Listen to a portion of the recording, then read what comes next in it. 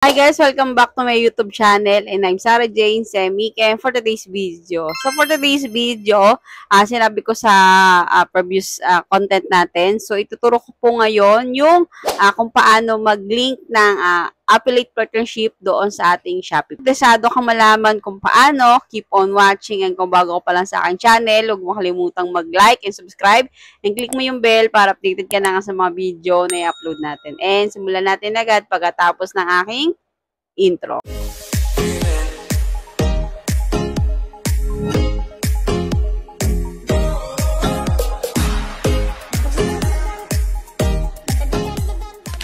Alam niyo na ba ito kung paano mag-connect ng Shopee link sa inyong affiliate partnership kung monetize na kayo? Click niyo yung professional dashboard, then punta kayo sa monetizations, then click niyo yung affiliate partnership, then sa baba, get started, then continue, then allow.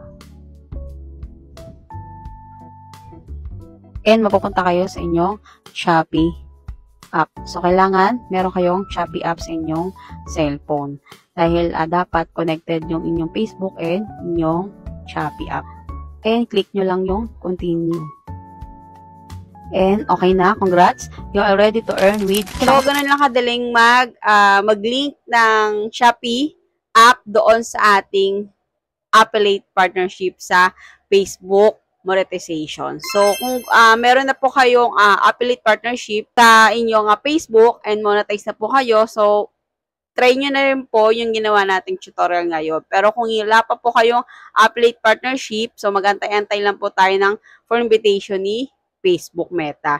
Kasi for invitation po talaga yan. So, ang gawin natin is mag-upload tayo ng original content at sumunod po tayo sa mga community standard ni Facebook para hindi tayo magka-violation at ma-invite po tayo ni Facebook sa kanyang mga monetization. So, maganda na yung good standing yung ating account para mas mabilis nga ma-invite tayo sa mga kanyang mga monetizations. Kung may iba po kayong tanong, mag-comment lang po kayo sa ating video na ito.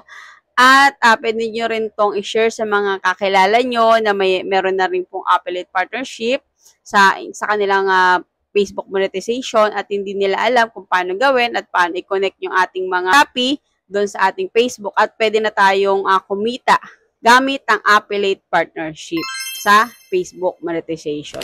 So that's all for today's video. Kung kalimutang mag-like and subscribe and click mo yung bell para updated ka na sa mga video na i-upload natin. And see you next video. Bye!